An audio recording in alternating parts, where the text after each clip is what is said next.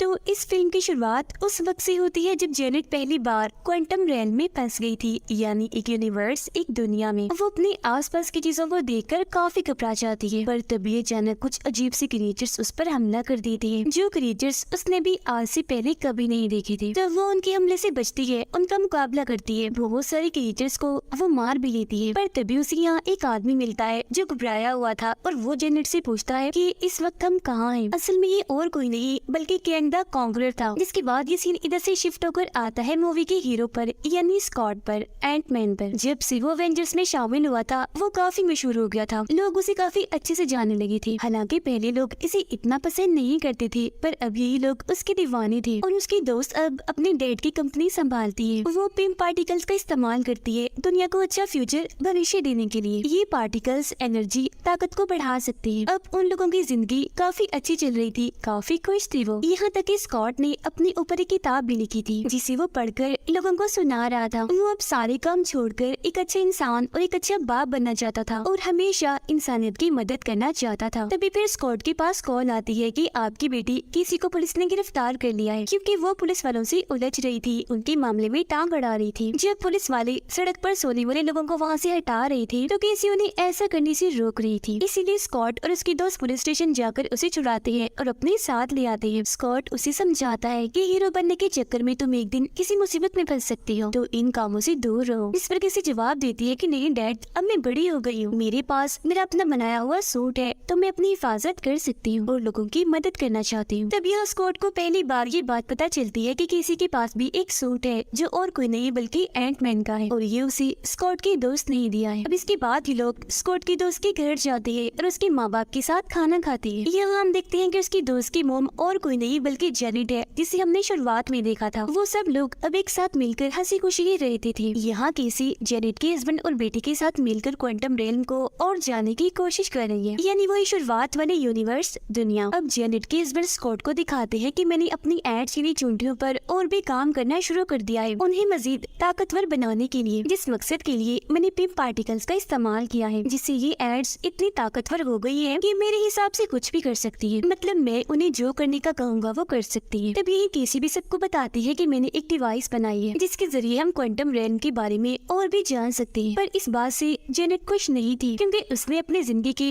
30 साल वहाँ पर गुजारे थे, जो बहुत ही मुश्किल टाइम रहा था, और उन लोगों को इस बात का अंदाजा नहीं था कि क्वांटम रैम कितना खतरनाक साबित हो सकता है उनके लिए। पर केसी उन्हें तसल्ली देती है कि क्वांटम रैम के बारे में जानने के लिए हमें वहाँ जाने की जरूरत नहीं है, बल्कि इस डिवाइस की मदद से यही रहकर हम उसके बारे में जान सकते हैं। फिर केसी डिवाइस को ऑन करके एक रेडियो सिग्नल क्वांटम रैम में भेजती है, जिसकी वजह से वहाँ का सारा डेटा इकट्ठा होकर इन्हें दिखाया जाता है। पर जैसे ही वहाँ से रेडियो सिग्नल का जवाब आता है तो जेनेट काफी घबरा जाती है और वो उस डिवाइस को बंद करने के लिए कहती है, पर जब केसी नहीं करती तो वो खुद ही बंद कर देती है। पर तभी अचानक वो डिवाइस एक बार फिर खुद ब खुद ऑन हो जाती है और आसपास के सभी चीजों को अपनी तरफ खींचने लगती है, यहाँ तक कि उन लोगों को भी। इसीलिए वो सब डिवाइस के अंदर चले जाते हैं और एक अलग ही दुनिया में आ गई थी, जो और कोई नहीं थी बल्कि क्वांटम रैम में थी। इनके साथ ही वो चींटियां भी क्वांटम रैम में चली गई थी। स्कॉट अपने एंटमैन वाले सूट में आ गया था। वो और उसकी बेटी केसी एक ही जगह पर आई थी और अपनी आसपास देखकर काफी हैरान थे, क्योंकि उन्हें कुछ समझ नहीं आ रही थी कि वो कहाँ आ गए। जबकि जेनेट की बेटी और हस्बैंड अलग जगह पर आए थे, उनके साथ जेनेट नहीं थी, तो वो घबरा गई थी, उसे ढूंढने लगती है। और फिर तभी जेनेट यहाँ आ ही जाती है।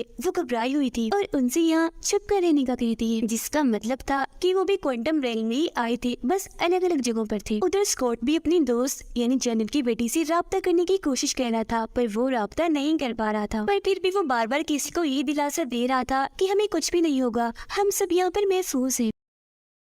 अभी वो बातें कर ही रही थी कि तभी अचानक एक काफी बड़ा सा क्रिएचर नीचे से उठता है और उन पर हमला कर देता है। वो अपनी जान बचाने के लिए भागती है। वो इन्हें अभी मारने ही वाला था कि तभी कुछ सूट पहने लोग यहाँ आकर अपनी पावर्स, ताकत से उस क्रिएचर को मार गिराते हैं और इन लोगों की जान बचा लेते हैं। ये लोग दरअसल यही की क्वांटम रैम के ही रहने वाले थे, जो इन लोगों को भी अपने लिए खतरा समझ रही थी, तो पकड़कर उन्हें अपने साथ ले जाती है। वो अलग ही जुबान में कुछ बोल रही थी। फिर जैसे वो स्कॉट को अपना खास किस्म का शरबत पिलाते हैं है तो स्कॉट को अब उनकी जुबान समझ आने लगी थी। वो उन लोगों को फिर बताता है कि हम यहाँ कैसे आए और आप लोगों के लिए हम खतरा नहीं है। पर तभी उनकी लीडर सामने आती है, कहती है कि तुम लोग ऊपर से आए हो, वो रास्ता खुल गया है तो जरूर यहाँ वो कॉन्करर भी आता होगा। ये शुरुआत वाला आदमी जो जेनेट को भी मिला था। लीडर इन्हें बताती है कि उसने हमारी इस दुनिया क्वांटम रेल्म पर हमला करके इसे जहन्नुम नाक जैसा बना दिया। पर यहाँ स्कॉट को ये समझ नहीं आ रही थी कि आखिर ये कॉन्करर है कौन। पर हम समझ जाते हैं कि वो आदमी कैंग द कॉन्करर है जो बहुत खतरनाक और अच्छा इंसान नहीं है। जेनेट को यहाँ के कुछ लोगों का ग्रुप मिलता है जिनसे जाकर वो मिलती है। वो लोग उसे देखकर काफी खुश हो गई थी क्योंकि जाहिर है इतना अरसा उसने यहाँ गुजारा था। ये देखकर उसका हस्बैंड और बेटी हैरान थे। अब यहाँ के लोग इन्हें एक बड़ा सा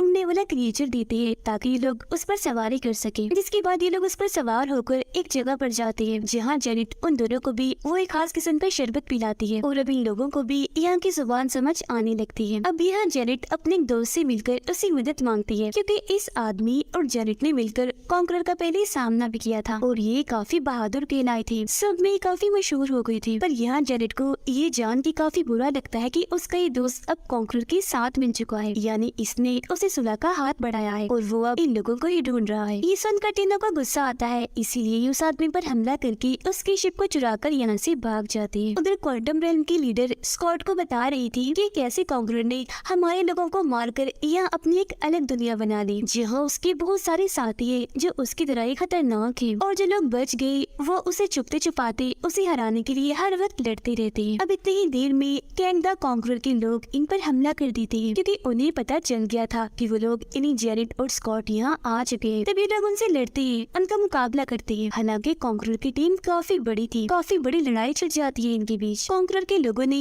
मजबूत सूट पहने हुए थे और वो आग निकाल रहे थे। इसी दौरान केसी देखती है कि वो लोग यहाँ के लीडर को पकड़ने वाले हैं, इसीलिए वो बगैर कुछ सोचे ही अपने सूट में आकर उसकी मदद करने के लिए चली जाती है। तब ये देखकर स्कॉट को भी जाना पड़ता है उसकी मदद करने के लिए और अब ये दोनों बाप बेटी अपने एंटमैन वाले सूट में आकर उनसे लड़ने लगते हैं और बड़ी बहादुरी से बहुत सारे लोगों को मार गिराते हैं। अभी उन लोगों ने सुकून का सांस ही लिया था कि तभी एक बड़ी सी रोबोट मशीन उन पर हमला कर दी थी। वो आग की गोली गिरा रही थी, खतरनाक लाइट छोड़ रही थी और साथ ही तेज बिजली भी, इसीलिए इन लोग अपनी जान बचाने के लिए भागने लगते हैं। मगर तभी वो रोबोट मशीन स्कॉट के सामने आकर कहती है कि तुमसे दोबारा मिलकर अच्छा लगा स्कॉट। इसके बाद वो मशीन अपना चेहरा दिखाता है जिसे देखकर स्कॉट काफी हैरान रह गया था क्योंकि ये उसका एक दुश्मनी था जिसे स्कॉट ने उसके सूट में ही मार दिया था। तो जाहिर है अब उसके दिमाग में ये सवाल था कि ये जिंदा अब कैसी है। वो भी इन्हें उठाकर अपने साथ ले आता है और बताता है कि उस दिन में मरा नहीं था बल्कि मैं तो क्वांटम रेल में आ गया था जहाँ कैंग द कॉन्करर ने मुझे बचाया और एक रोबोट मशीन बना दिया। मैं यहाँ आने वाले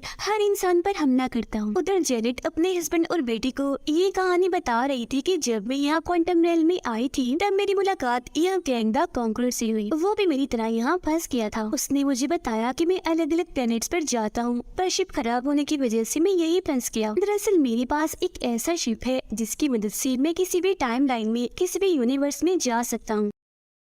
आगे जेनेट बताती है कि मैंने और उसने मिलकर फिर उसकी शिप की एनर्जी बॉल को रिचार्ज किया ताकि वो वापस अपने घर जा सके और फिर कई सालों की मेहनत के बाद हम कामयाब हो ही गए क्योंकि हमने उस एनर्जी बॉल को चार्ज कर ही लिया। इसके बाद फिर हम उसे कैंग की शिप में लगाने लगे। उसका वो पूरा शिप ही उसके दिमाग से कनेक्टेड था, जुड़ा हुआ था और फिर जैसे मैंने उसे छुआ तो मैंने कैंग के दिमाग की हर एक चीज को देख लिया जिससे मुझे पता चला कि न जाने कितने ही टाइम्स और दुनियाओं को कैंग ने बर्बाद कर दिया, बिल्कुल उन्हें नष्ट कर दिया जैसे वो कभी पाए ही ना गए हो। और क्वांटम रेल में वो फंसा नहीं था बल्कि किसी ने जानबूझकर उसे यहाँ फंसाया था ताकि वो यही कैद रहे और बाहर आकर और किसी दुनिया और टाइम को तबाह न कर दे। पर क्योंकि उसका शिप ठीक हो चुका था साथ ही उसने अपना सूट भी पा लिया था, इसीलिए उसने जेनेट को कहा कि मैं तुम्हें भी तुम्हारे घर छोड़ दूंगा और वादा करता हूँ कि तुम्हारी दुनिया तुम्हारे प्लेनेट को कुछ नहीं करूँगा। पर जेनेट को ये बात मंजूर नहीं थी कि वो मेरे प्लेनेट को बेशक छोड़ते पर बाकियों को तबाह कर दे, इसीलिए वो वहाँ से अपने सूट वाले रूप में आकर गायब होकर उस एनर्जी बॉल को चुराकर वहाँ से भागने लगती है। पर क्योंकि कैंग ने अपना सूट हासिल कर लिया था इसीलिए वो ज्यादा दूर तक नहीं भाग पाती। कुछ दूर जाने पर वो वहाँ तबाही मचाकर जेनेट को भागने से रोक देता है। फिर जेनेट यहाँ अपनी ताकत से उस एनर्जी बॉल को काफी बड़ा कर लेती है ताकि कैंग उस तक कभी न पहुँच सके और खुद यहाँ से भाग जाती है, जिससे अब कैंग द कॉन्करर यहाँ फंस गया था क्योंकि उसका रास्ता भी बंद कर दिया गया था। पर क्योंकि उसके पास मजबूत सूट था इसीलिए उसने यहाँ अपनी दुनिया बना ली जिसके बाद उसकी एक काफी बड़ी टीम भी बन गई और जेनेट ही उसे चुप कर रहती रही। जिसके बाद उसके हस्बैंड ने आकर उसकी जान बचाने और उसे घर ले गया। पर वापस आने के बाद अभी भी वो इस शर्मिंदगी में थी कि मैं क्वांटम रेल में एक मॉन्स्टर को जगाई। जिसके बाद उसकी बेटी उसे दिलासा देती है कि फिक्र मत करे, हम एक साथ मिलकर उसे एनर्जी बॉल को लेने से रोकेंगे। और फिर वो तीनों निकल जाते हैं उस एनर्जी बॉल की तलाश में। उधर स्कॉट के सामने कैंग आ गया था जो उसे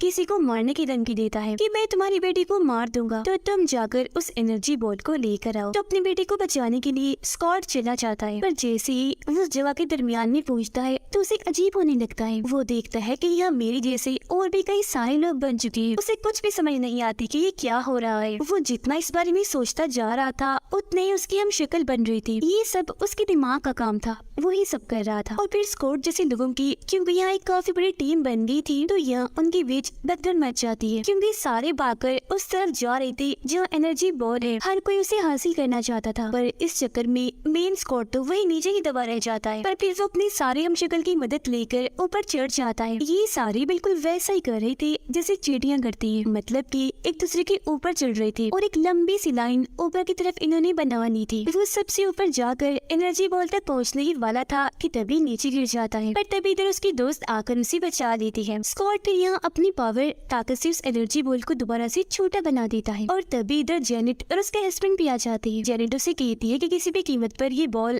कैंग को मत देना। पर तभी इधर कैंग आकर स्कॉट से वो बॉल छीन लेता है। इस वजह से स्कॉट और उसकी दोस्त अपनी सूट में आकर उसे रोकने की कोशिश तो करती हैं, पर कोई फायदा नहीं होता क्योंकि वो उन्हें ही गिरा देता है। जिसके बाद वो जेनेट को भी अपने साथ लेकर यहाँ से चला जाता है और उधर उसका हस्बैंड रोबोट मशीन से लड़ने में मसरूफ था। अपने साथ ले जाने के बाद कैंग जेनेट को बताता है कि जब मैं हर टाइमलाइन में से गुजरा तो मैंने देखा कि धीरे धीरे करके सारे यूनिवर्स प्लेनेट खत्म हो रही है, किसी और की वजह से नहीं बल्कि वही रहने वाले लोगों की वजह से। इसीलिए मैंने सबसे पहले टाइमलाइन को अपने कब्जे में किया और जितने भी प्लेनेट यूनिवर्स मेरे लिए ठीक नहीं थे, खतरनाक थे, उन सभी को मैंने खत्म कर दिया और उन लोगों को भी नहीं छोड़ा जो मेरे साथ थे। अब हालांकि मैंने मिलियन बिलियन लोगों को मारा, पर मुझे इस बात से कोई फर्क नहीं पड़ता। उधर स्कॉट और उसकी बेटी के पास जेनेट का हस्बैंड आता है जिसके साथ उनकी एंट्स भी थी जो पहले से अब काफी बड़ी और ताकतवर लग रही थी। वो फिर इन्हें बताते हैं कि इन चींटियों ने इस क्वांटम रेल्म की सालों की जिंदगी मिनटों में बता दी और सिर्फ अपने जहानत की वजह से ही ये ताकतवर और एडवांस होती चली गई। उधर कैंग के गार्ड्स जब केसी को भी ले जा रहे थे कैद करने के लिए, तभी रास्ते में चालाकी से वो उन गार्ड से खुद को छुड़ा लेती है। उन्हें मारकर वो फिर यहाँ के लीडर को भी आजाद कर लेती है। लीडर केसी से कहती है कि तुम सब लोगों को ये मैसेज भेजो कि हमें एक साथ मिलकर कैंग के टावर पर हमला करना चाहिए, हम उसे हरा सकते हैं। ये सुनकर कैसी किसी तरह वहाँ के सिस्टम को हैक करके मैसेज देती है कि हम दोनों यही है और बिल्कुल ठीक भी, तो आप सब लोग अब एक साथ मिलकर कैंग के टावर पर हमला कर दें, हम उसे हरा सकते हैं। वो सभी लोगों की हौसला अफजाई कर रही थी और उसकी ये सारी बातें स्कॉट भी सुन रहा। जिसके बाद वो सारे लोग एक होकर टावर पर हमला करने के लिए जाते हैं, पर कैंग को भी ये बात पता चल गई थी। वो अपनी पूरी आर्मी के साथ यहाँ से भागने की सोच में था। वो एनर्जी बॉल को अपनी शिप में लगाकर शिप को स्टार्ट करने यानी चलाने का हुक्म देता है। पर तभी स्कॉट वहाँ अपनी एंटमैन वाली सूट में ही काफी बड़े साइज के रूप में आकर वहाँ हर तरफ तबाही मचाता जा रहा था। वो बिल्डिंग्स को अपने मुक्कों से और पैरों से बड़ी आराम से बर्बाद करता जा रहा था। कैंग के शिप्स उसे ऐसा करने से रोक रही थी, पर वो उन्हें भी बस सिर्फ अपने हाथ से ही साइड पर हटाकर चींटियों की तरह मसलता जा रहा था। वो शिप्स काफी ज्यादा थी कि तभी बाकी के लोग भी इधर आ जाते हैं कैंग पर हमला करने के लिए। वो टावर के काफी पास आ चुके थे। उधर जब रोबोट मशीन किसी को मारने ही वाला था कि तभी वो भी अपने डैड की तरह अपना साइज बड़ा करके जोरदार उसे मुक्का मारती है, फिर और उसे मारकर वही फेंक देती है और कहती है कि मैं तुम्हें एक मौका दे सकती हूँ, अगर तुम चाहो तो सुधर कर एक अच्छे इंसान बन सकते हो। उधर कैंग का शिप बस उड़ने ही वाला था कि तभी स्कॉट उस पर हमला कर देता है और उसकी एक एक झटके से शिप के कई सारे टुकड़े हो जाते हैं। इसीलिए अब कैंग भी बाहर आ चुका था अपनी असली खतरनाक रूप में और वहाँ के लोगों को वो मारना शुरू कर देता है अपनी खतरनाक ताकतवर लाइट से, जिसके सामने कोई भी टिक नहीं पा रहा था और वो सारे के सारे दूर दूर जाकर गिर रही थी। यहाँ तक कि स्कॉट भी आगे नहीं बढ़ पा रहा था उसे रोकने के लिए, उसका हमला वो भी नहीं झेल रहा था। फिर तभी गुस्से में कैंग उसे कहता है कि तुम्हें अंदाजा नहीं मैं कितना ताकतवर और खतरनाक खतरनाक हूँ। ना जाने मैंने कितने प्लैनेट्स यूनिवर्स का खात्मा कर दिया है और मैंने बहुत सारे एवेंजर्स के हीरो को भी मार गिरा है, तो तुम भी मेरी आगे कुछ नहीं। उसके ये कहते यहाँ पर बहुत सारी एड्स आ जाती है जो जेनेट का हस्बैंड अपने साथ लाया था। वो सारी की सारी एड्स एक साथ गैंग पर हमला कर देती है। उनकी तादाद इतनी ज्यादा थी कि गैंग के लिए उन्हें रोकना बहुत मुश्किल था, तो इसीलिए उसने अपने चारों तरफ एक शील्ड बना ली थी ताकि वो उन्हें रोक सके। पर तभी अचानक उस पर रोबोट मशीन का हमला हो जाता है जिससे वो शील्ड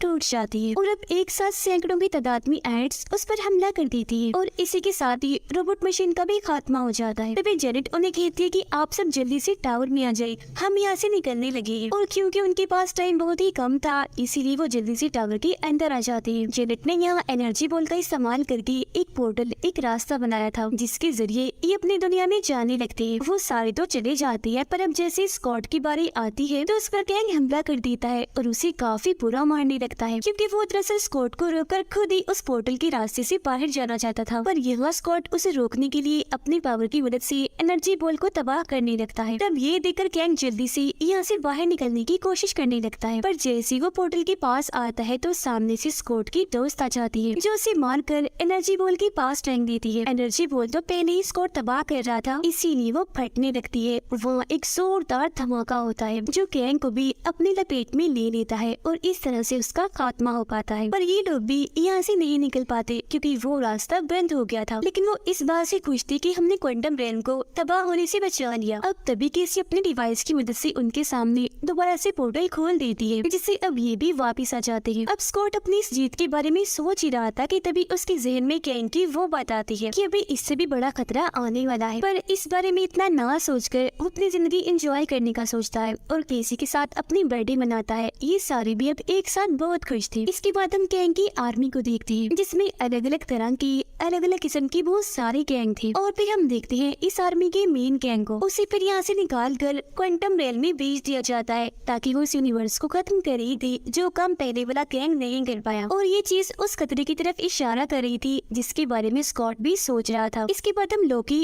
और मोरबियस को देखते हैं जो इस दूसरे वर्जन इन्हीं गैंग की जो ये आर्मी बनी थी उनकी मेन गैंग से वो मिलते हैं जिसकी शक्ल लोकी ने पहचान ली थी, जिसके बारे में वो मोरबियस को भी बताता है। अब ये वाले 2 पोस्ट क्रेडिट सीन दिखाते हुए ही ये मूवी इधर ही खत्म हो जाती है।